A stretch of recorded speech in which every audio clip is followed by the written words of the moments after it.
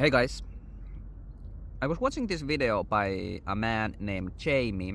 I forgot the last name, but he's saying something that is spiritually very accurate, but he's coming from a defensive place. I'm gonna show you some clips about what he's saying. You should watch the video yourself, the whole thing. I'll put the link in the description. But I'm gonna show you some clips about what he's saying. And it's about the armor of God. Ephesians chapter 6 verses 11 through 12 says, "Put on all of God's armor so that you will be able to stand firm against all strategies of the devil. For we are not fighting against flesh and blood enemies, but against evil rulers and authorities of the unseen realm, against mighty powers in this dark world, and against evil spirits in the heavenly places." Paul is saying, look, a life dedicated to Christ is also a life dedicated to war. You don't get to just sit idle and watch everybody else fight against these demonic forces. No, you are meant to be on the front lines as a Christian. Right. So this is the thing that makes you, able to withstand the schemes of the devil. That is to say, there's all these evil things, spirits in the world that are all about, themselves, ripping people off, backstabbing, being like narcissistic, just trampling over people who only have like good intentions, stuff like that. These are the ones who belong to the enemy. And if you have this armor of God and all that it is, it's about, tying everything together with truth, standing up for what's righteousness, believing, trusting, and not being overcome, things like this. Being in the wise mind of Christ, you will be properly defended against all these kinds of attacks by the enemy. That is to say, you don't become despondent, for example. But you'll notice that something is missing. Just defensive isn't enough. If you're gonna stand on the front lines and to be some kind of a spiritual threat, which is what he says, which is great. I'm actually taking that from him. But I feel like so many of us ignore when God is provoking our spirit because either we're too afraid or we simply just have social anxiety. And I think that's why so many Christians today aren't spiritual threats. If you want to be a spiritual threat to the enemy, you need something to deal damage with, and that is what the Sword of the Spirit is all about, and this is the thing that we need. Do not think that I came to bring shalom on the earth. I did not come to bring shalom, but a sword. For I have come to set a man against his father, a daughter against her mother, and a daughter-in-law against her mother-in-law, and a man enemies will be the members of his household. And I want to give you a proper example of what it would look like to have this word, to have enemies within your own home. There's right now going on, or I think it just happened, this trial in France where a man basically had strangers coming to his home and rape his wife, I think 70 times at least, and he filmed the whole thing over the span of 20 years.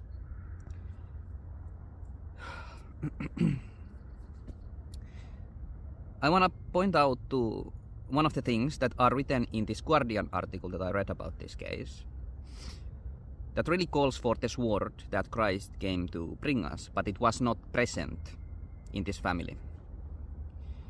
Another time, Florian and his family had sat down to eat dinner in Massan after Dominique Pellicot, this is the rapist, had served his wife a glass of rose. Her elbow slid off the table and she nearly fell off her chair, seeming to collapse like a ragdoll glazing over, appearing hypnotized. Dominique Pellicot said her family were tiring her out. If you have the sword of the Spirit, that is the sword of truth, and the person who is supposed to be your father in a family says this to you, and you are the child of this woman he was abusing, you will grab the sword and tell that man to stand back. Like,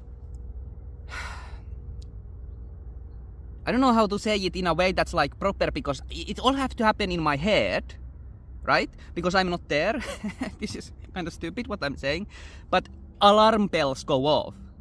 How do you blame me for my own mother seeming to be drugged up, like hypnotized, like they notice these things? How is there this silence then? Like, who would allow a man like this to bury the truth like this in a family that has the presence of the Holy Spirit? For 20 years this happened in this family. This is just one of those signs that would have led to an infighting, a civil war within the households. And the evil that this man was doing would have been brought to light much sooner than what it was. I'm not victim blaming the wife, I'm not blaming the sons and the things like that, of course not. Like, they are the reason, they are the ones who are hurting. I'm not blaming them, but I'm saying that this should be something that men around the world who care about the women they love should notice. You have to fight against the evil one, the forces of Satan that are in high places, like the patriarch of a family. Right? In their own little community, he's really high, right? So you can think of that like, oh, there's something high up. We have to make sure that it is righteous, it cares about us. And here is a man blaming the children because the mother seems to be drugged up. Like, why didn't anybody go, hold on, that's not what's happening here. This is not something that is true what you're saying. We didn't cast a spell on this person that made them almost fall to the ground. We're gonna take her to the hospital right now. We're gonna do all the blood tests, all the drug tests we can, and we're gonna find out what exactly is going wrong. Right? This is what somebody who comes from God in this moment would do. And this is the sword of the truth, of the Spirit that Christ came to bring us. And most likely, what would have happened is this man who wants to hide his crimes that he's committing will protest. So there comes this conflict, right? This is more than just having the armor of God that defends you. You are actually the one who goes in and does the fighting. If you want to be on the front lines, a real spiritual threat, you have to be the one who does fighting like this.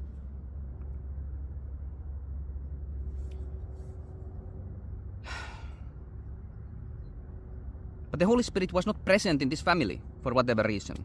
They are French people, I suppose.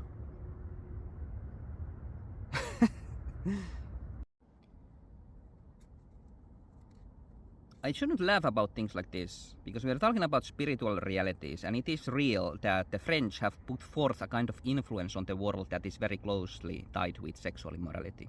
Like, if you were to point to one nation in the world that I don't know, promotes a kind of sexual immorality, it is the French. Like, it's not an accident that the protagonist of the book Lolita was a French professor. Like, that's where you go when you want to put young girls in skimpy skirts and then old men lust after them. Like, that's what some of these articles are about, how the French kind of look away from that. I don't think these things are laughable. Anyway, it's not my place to judge. It's not my place to judge, but I just noticed this. And it gets me fired up. If you're a man who cares about defending his family, you have to do more than just like the worldly manly men think, where, you know, just get a gun or something, and if an invader shows up, you'll gun them down. You'll defend your wife, your daughters, and things like this, your children. Like, the enemy isn't so stupid that a big dog, that a woman who lives alone can defeat it.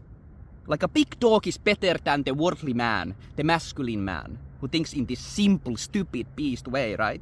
You have to think about in terms of spiritual enemies. And these are the enemies that might already be inside your household. They might be in the heart of your children, telling them they're not good enough unless they do this and buy this product and serve money in this way, and this is how they feel superior to others. Like, these are the enemies you have to deal with.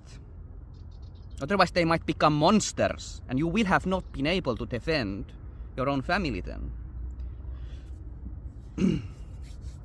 I want to finish off the video with a clip from this Jamie guy. Be a spiritual threat. Be someone that Satan and his demons will look at and go, hey, this guy's a problem. This guy is causing a threat to us. We're losing souls because of this guy. Be that spiritual threat. Be the person who is willing to bypass all of their feelings, all of their anxieties, all of their depression to go out and spread the word about Jesus. Be willing to be on the front line.